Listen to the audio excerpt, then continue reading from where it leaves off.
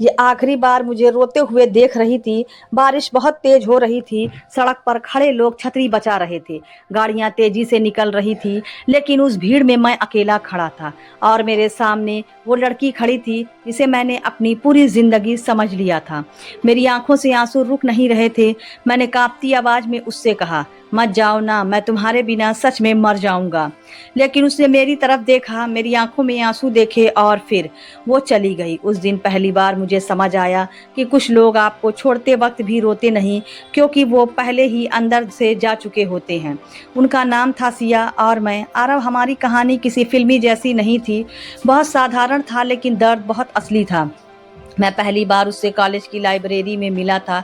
वो कोने में बैठकर किताब पढ़ रही थी। बाल चेहरे पर आ रहे थे और हर 2 मिनट में वो उन्हें कान के पीछे कर रही थी। पता नहीं क्यों, लेकिन उस दिन उसे देखकर दिल ने कहा था, यही लड़की तुम्हारी पूरी दुनिया बनने वाली है।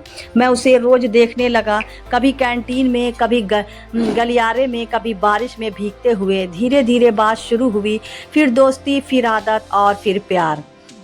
सिया बहुत अलग थी। उसे महंगे तोहफे पसंद नहीं थे, उसे बस साथ चाहिए था। हम घंटों सड़क किनारे चाय पीते थे, एक प्लेट मोमोज बांट कर खाते थे और दुनिया भूल जाते थे। वो अक्सर कहती, आरव, अगर कभी मैं चली गई ना तो रोना मत। और मैं हंस कर कहता, तुम जाओगी ही नहीं। लेकिन शायद कुछ लोग पहले से जानते हैं कि वो हमेशा साथ नहीं रहने वाले। समय बीतता गया, हमारा प्यार और गहरा होता गया, लेकिन एक दिन सब बदल गया। उस दिन सिया बहुत चुप थी। मैंने पूछा, क्या हुआ? उसने बस इतना कहा, अगर कभी मैं तुम्हें छोड़ दूं तो तुम मुझसे नफरत करोगे। मेरे चेहरे पर हल्की मुस्कान आ गई। मैंने कहा, तुम मुझे छोड़ ही नहीं सकती। लेकिन उसने मेरी तरफ ऐसे देखा जैसे वो अंदर ही अंदर टूट रही हो। उसके बाद वो बदलने लगी। पहले जैसी बातें नहीं, पहले जैसी मुस्कान नहीं। फ़ोन कम, मुलाकातें कम और बहाने ज़्यादा। मैं डरने लगा था। एक रात मैंने उससे पूछा, क्या तुम मुझसे दूर हो रही हो? कुछ सेकंड चुप रहने के बाद उसने कहा, कभी कभी प्यार काफ़ी नहीं होता आरव। उस रात मैं सो नहीं पाया, दिल बार बार डर रहा था। और फिर वो दिन आ गया जिसने मेरी पूरी दुनिया ख़त्म कर दी। कॉलेज का आखिरी दिन था। सब लोग खुश थे, तस्वीरें ले रहे थे, भविष्य के सपने देख रहे थे। लेकिन सिया भीड़ से दूर खड़ी थी। मैं उसके पास गया, उसकी आंखें लाल थीं। मैंने उसका हाथ पकड़ा और पूछा, क्या हुआ? उसने कांपती आवाज में कहा, हमें यही खत्म कर देना चाहिए। मेरे पैरों तले ज़मीन खिसक गई। मैं हंस पड़ा, क्योंकि मुझे लगा वो मजाक कर रही है, लेकिन उसकी आंखों में मजाक नहीं था। मैंने कहा, तुम ऐसा क्यों बोल रही हो? उसने चेहरा दूसरी तरफ घुमा लिया, क्योंकि मैं अब तुमसे प्यार नहीं करती। ये सुनकर ऐसा लगा जैसे किसी ने मेरे सीने के अंदर सब कुछ तोड़ दिया हो। मैं रो पड़ा, सच में रो पड़ा, भीड़ के बीच, लोगों के सामने। मैंने उसका हाथ कसकर पकड़ा। झूठ बोल रही हो ना, तुम ऐसा नहीं कर सकती। लेकिन उसने धीरे से अपना हाथ छुड़ा लिया। उसने मुझे रोते हुए देखा। मेरी सांसें टूट रही थी, आंखें लाल हो चुकी थी, लेकिन फिर भी वो मुड़ी और चली गई। उस दिन के बाद मैं पूरी तरह टूट गया। मैं घंटों उसके पुराने संदेश पढ़ता, उसकी तस्वीरें देखता और खुद से एक ही सवाल पूछता, अगर प्यार नहीं था तो मेरी आंखों में आंसू देखकर भी वो कैसे चली गई? दिन बीतते गए, मैं अकेला होता गया, लेकिन कहानी यही ख़त्म नहीं हुई थी, क्योंकि जिस लड़की ने मुझे छोड़ दिया था वो कुछ छुपा रही थी, बहुत बड़ा सच। और उस सच ने हम दोनों की ज़िंदगी बदल दी। एक रात मेरे फ़ोन पर एक अनजान नंबर से संदेश आया, अगर सिया से सच में प्यार करते हो तो कल शाम 5 बजे पुराने रेलवे स्टेशन आ जाना। और नीचे लिखा था, सिया ने तुमसे झूठ बोला था। उस संदेश को पढ़कर मेरे हाथ कांपने लगे। आखिर ऐसा कौन सा सच था जो मुझे नहीं पता था? और अगर सिया मुझसे प्यार करती थी तो वो मुझे रोते हुए छोड़कर क्यों चली गई? उसने मुझे छोड़ा नहीं था, वो खुद टूट रही थी। पूरी रात मैं सो नहीं पाया। बार बार वही संदेश आंखों के सामने आ रहा था, सिया ने तुमसे झूठ बोला था। मेरे हाथ कांप रहे थे। दिल बार बार कह रहा था कि कहीं ये कोई मजाक ना हो। लेकिन अंदर कहीं एक उम्मीद भी थी, बहुत छोटी सी, कि शायद वो आज भी मुझसे प्यार करती हो। अगले दिन शाम के 4 बजे से ही मैं पुराने रेलवे स्टेशन पहुंच गया। वही पुराना स्टेशन जहां कभी मैं और सिया घंटों बैठकर ट्रेनें देखा करते थे। वो कहती थी, लोग ट्रेन में कहीं भी चले जाते हैं, लेकिन कुछ लोग दिल में रह जाते हैं। उसकी बातें याद आते ही आंखें भर आई। बारिश शुरू हो चुकी थी। मैं प्लेटफार्म पर खड़ा हर चेहरे को देख रहा था। तभी पीछे से एक आवाज़ आई, आरव। मैंने पलट कर देखा। वो सिया की सबसे अच्छी दोस्त नेहा थी। उसकी आंखें भी नम थी। मैं उसके पास गया और घबरा कर पूछा, सिया कहाँ है और उसने मुझसे झूठ क्यों बोला? नेहा कुछ सेकंड चुप रही, फिर उसने बैग से एक पुरानी डायरी निकाली। उस डायरी पर सिया का नाम लिखा था। मेरा दिल तेजी से धड़कने लगा। नेहा ने कांपती आवाज में कहा, जिस दिन सिया ने तुम्हें छोड़ा उस दिन वो खुद सबसे ज्यादा टूटी थी। मैं समझ नहीं पाया। मैंने गुस्से में कहा, अगर प्यार था तो गई क्यों? उसने मुझे रोते रोते देखा था, फिर भी चली गई। नेहा की आंखों से आंसू गिर पड़े। उसने धीरे से कहा, क्योंकि उसके पास जाने के अलावा कोई रास्ता नहीं था। मैं अंदर से बेचैनी बढ़ने लगी। नेहा ने डायरी मेरी तरफ बढ़ाई, ये पढ़ लो, फिर शायद तुम सिया को समझा पाओगे। मेरे हाथ कांप रहे थे। मैंने डायरी खोली। पहले पन्ने पर लिखा था, अगर ये डायरी आरव तक पहुँचे तो शायद मैं उसके पास ना रहूं। मेरी सांस अटक गई। मैं जल्दी जल्दी अगले पन्ने पलटने लगा। हर पन्ने पर बस मेरा नाम था, मेरी बातें, मेरी आदतें, मेरी पसंद, और हर लाइन में सिर्फ प्यार था। फिर एक पन्ने पर जाकर मेरी नज़र रुक गई।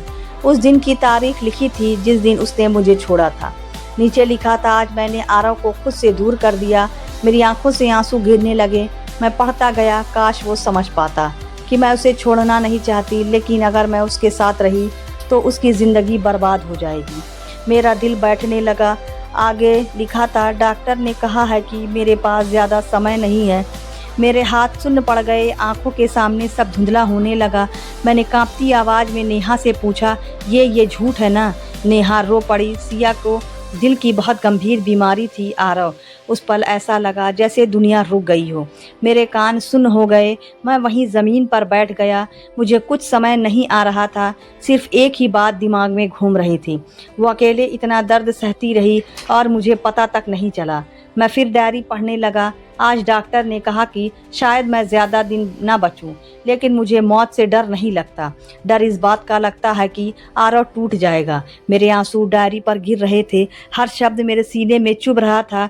इसलिए मैंने फैसला किया कि वो मुझसे नफरत कर ले, लेकिन मेरी मौत के बाद टूटे नहीं। मैं ज़ोर ज़ोर से रोने लगा।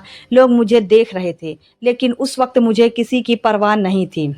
जिस लड़की को मैं बेवफा समझ रहा था, वो तो मुझे बचाने की कोशिश कर रही थी। मैंने नेहा का हाथ पकड़ लिया। सिया कहाँ है? मुझे उसके पास ले चलो। अभी नेहा चुप रही। उसकी खामोशी मुझे डरा रही थी। मैं चीख पड़ा। नेहा बोली, वो वहाँ है। नेहा की आंखों से आंसू बह निकले। उसने कांपते हुए कहा, वो अस्पताल में है। मेरे पैरों तले ज़मीन खिसक गई। मैं बिना कुछ सोचे भाग पड़ा। क्योंकि बारिश तेज हो रही थी, सड़क पर गाड़ियां दौड़ रही थी, लेकिन उस वक्त मुझे कुछ दिखाई नहीं दे रहा था। सिर्फ सिया, सिर्फ उसका चेहरा, सिर्फ उसकी वो आखिरी नज़र जब उसने मुझे रोते हुए देखा था। मैं अस्पताल पहुंचा। सांसें टूट रही थी। मैं रिसेप्शन पर भाग कर गया। सिया कहाँ है? नर्स ने कमरे का नंबर बताया। मैं दौड़ता हुआ ऊपर गया। दिल इतनी तेज धड़क रहा था जैसे अभी फट जाएगा। मैं कमरे के बाहर पहुंचा। दरवाज़ा थोड़ा खुला था और अंदर सिया सफ़ेद बिस्तर पर लेटी थी। चेहरा बहुत कमज़ोर हो चुका था। हाथों में सुई लगी थी। मशीनों की आवाज़ पूरे कमरे में गूंज रही थी। मेरी आंखों से आंसू बह निकले। मैं धीरे धीरे उसके पास गया। उसने आंखें खोली और मुझे देखकर हल्का सा मुस्कुराई। वही मुस्कान जिस पर मैं अपनी पूरी ज़िंदगी हार चुका था। उसने बहुत धीमी आवाज़ में कहा, तुम आ गए। मैं उसके सामने घुटनों पर बैठ गया और फूट फूट कर रो पड़ा। तुमने मुझे बताया क्यों नहीं? मैं तुम्हारे साथ रहता हर दर्द में। सिया की आंखों में भी आंसू आ गए। उसने कांपते हाथ से मेरा चेहरा छुपा। मैं तुम्हें टूटते हुए नहीं देख सकती थी। मैंने उसका हाथ कसकर पकड़ लिया और मुझे छोड़कर चली गई। क्या तुम्हें लगा मैं तुम्हारे बिना जी लूँगी? सिया चुप रही। कमरे में सिर्फ मशीनों की आवाज़ थी। फिर उसने धीरे से कहा, आरव, अगर मैं चली जाऊँ तो किसी और से प्यार कर लेना। मैंने तुरंत उसका हाथ और कस लिया। चुप, ऐसा मत बोलो। लेकिन तभी अचानक मशीन की आवाज़ तेज होने लगी। नर्स कमरे में भाग कर आई। डॉक्टर भी दौड़ते हुए अंदर आए। उन्होंने मुझे पीछे हटाया। मैं घबरा कर चीखने लगा, सिया, सिया, आंखें खोलो। लेकिन सिया की आंखें धीरे धीरे बंद हो रही थी और उसके होठों पर आखिरी शब्द थे, मैंने सिर्फ तुमसे प्यार किया। फिर अचानक मशीन की सीधी आवाज़ पूरे कमरे में गूंज उठी और मेरी दुनिया एक बार फिर ख़त्म हो गई। लेकिन कहानी अभी ख़त्म नहीं हुई थी, क्योंकि सिया ने मरने से पहले मेरे लिए कुछ छोड़ा था, कुछ ऐसा जो मेरी पूरी ज़िंदगी बदलने वाला था। उसने जाते जाते मुझे जीना सिखा दिया। मशीन की वो सीधी आवाज़ आज भी मेरे कानों में गूंजती है। पूरा कमरा अचानक शांत हो गया था। डॉक्टर धीरे धीरे पीछे हट गए। नर्सों ने सिर झुका लिया और मैं वहीं खड़ा रह गया, जैसे मेरी सांसें भी उसी बिस्तर पर खत्म हो गई हो। मैंने कांपते हाथों से सिया का चेहरा छुआ। उसका हाथ ठंडा पड़ चुका था, लेकिन उसके होठों पर हल्की मुस्कान अभी भी थी, जैसे जाते जाते वो भी मुझे रोते हुए नहीं देखना चाहती थी। मैं उसके सीने पर सिर रख कर फूट फूट कर रोने लगा। उठो ना सिया, देखो मैं आ गया हूँ, अब कहीं मत जाओ। लेकिन इस बार वो सच में जा चुकी थी। उस रात मैं अस्पताल के बाहर घंटों बैठा रहा। बारिश लगातार हो रही थी। हर बूंद ऐसा लग रही थी जैसे आसमान भी मेरे साथ रो रहा हो। मुझे समझ नहीं आ रहा था कि अब जीऊँ कैसे। जिस लड़की ने मेरी दुनिया बनाई थी वो वही दुनिया छोड़कर चली गई थी। अगले दिन उसका अंतिम संस्कार था। बहुत लोग आए थे, लेकिन मुझे कुछ दिखाई नहीं दे रहा था। मैं बस उसी की तस्वीर को देखे जा रहा था। उसकी वही मुस्कान, वही आंखें जिनमें कभी मेरे लिए पूरा संसार बसा था। लोग मुझे संभाल रहे थे, लेकिन सच कहूँ उस दिन मैं अंदर से मर चुका था। जब उसकी चिता को आग लगी तो ऐसा लगा जैसे मेरी सारी यादें भी जल रही हों। मैं वहीं बैठ गया, आंखों से आंसू रुक ही नहीं रहे थे। तभी नेहा मेरे पास आई। उसने मेरे हाथ में एक छोटा सा डिब्बा रखा। मैंने कांपते हुए पूछा, ये क्या है? नेहा रोते हुए बोली, सिया ने तुम्हारे लिए छोड़ा था। उसने कहा था अगर कभी वो चली जाए तो ये तुम्हें दे दूँ। मेरे हाथ कांपने लगे। मैं उस डिब्बे को लेकर घर चला आया। पूरा कमरा सिया की यादों से भरा था। दीवार पर उसकी तस्वीर, फ़ोन में उसकी आवाज़, तकिए पर उसकी खुशबू, सब कुछ मुझे तोड़ रहा था। मैं धीरे धीरे ज़मीन पर बैठ गया और वो डिब्बा खोला। अंदर एक छोटी सी रिकॉर्डिंग वाली मशीन थी और एक पत्र। उस पत्र पर लिखा था, मेरे रोते हुए पागल लड़के के लिए। मेरी आंखों से आंसू टपक पड़े। मैंने कांपते हाथों से पत्र खोला। उसमें लिखा था, आरव, अगर तुम ये पढ़ रहे हो तो शायद मैं जा चुकी हूँ। सबसे पहले मुझे माफ़ कर देना। मैं जानती हूँ तुम्हें सबसे ज़्यादा दर्द उस दिन हुआ होगा जब मैंने तुम्हें रोते हुए देखा और फिर वही चली गई। लेकिन सच बताऊँ, उस दिन तुम्हारे हर आंसू के साथ मैं अंदर से मर रही थी। मैं ज़ोर से रो पड़ा। हर शब्द मेरे दिल को चीर रहा था। पत्र में आगे लिखा था, मैं तुम्हें इसलिए छोड़ कर गई क्योंकि मैं नहीं चाहती थी कि मेरी मौत तुम्हारी पूरी ज़िंदगी ख़त्म कर दे। मैं चाहती थी कि तुम मुझसे नफ़रत करो ताकि मेरे जाने के बाद संभल जाओ। लेकिन शायद सच्चा प्यार कभी नफ़रत ही नहीं बन सका। मेरे हाथ कांप रहे थे। मैंने रिकॉर्डिंग चलाई और अचानक कमरे में सिया की आवाज़ गूंज उठी, हेलो आरव, अगर तुम ये सुन रहे हो तो इसका मतलब तुम फिर रो रहे हो। उसकी आवाज़ सुनते ही मैं टूट गया। ऐसा लगा जैसे वो मेरे सामने बैठी हो। रिकॉर्डिंग में वो धीरे धीरे बोल रही थी, जानते हो मुझे सबसे ज़्यादा डर किस बात का था?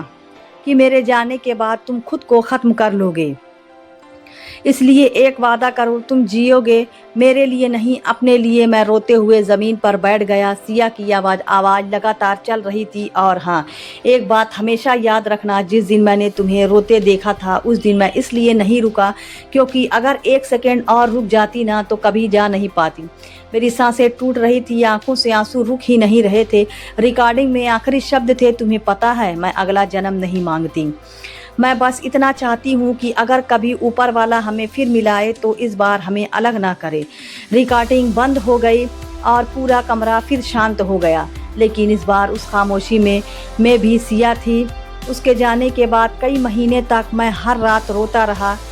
हर जगह वही दिखाई देती थी, चाय की दुकान, रेलवे स्टेशन, बारिश, सब कुछ उसकी याद दिलाता था। लेकिन धीरे धीरे उसने उसकी आखिरी बात समझने की शुरू की, तुम्हें जीना होगा। मैंने खुद को संभालना शुरू किया, नौकरी की, माँ पापा के साथ समय बिताया, दूसरों की मदद करने लगा। लेकिन सच कहूँ, मैं आज भी सिया से प्यार करता हूँ। कुछ लोग ज़िंदगी में हमेशा के लिए आते, लेकिन वो आपको हमेशा के लिए बदल जाते हैं। आज भी जब बारिश होती है, मैं उसी रेलवे स्टेशन पर चला जाता हूँ, वहीं बैठता हूँ जहाँ कभी सिया मेरे साथ बैठी रहती थी। और हर बार दिल धीरे से कहता है, उसने मुझे रोते देखा था, लेकिन वो इसलिए गई क्योंकि वो मुझे ज़िंदगी भर टूटते हुए नहीं देखना चाहती थी। कहानी ख़त्म हो गई, लेकिन एक सच हमेशा याद रखना, कभी कभी जो लोग आपको छोड़कर चले जाते हैं वो बेवफा नहीं होते, वो बस आपसे इतना प्यार करते हैं कि अपना दर्द छुपा कर भी आपको बचाना चाहते हैं।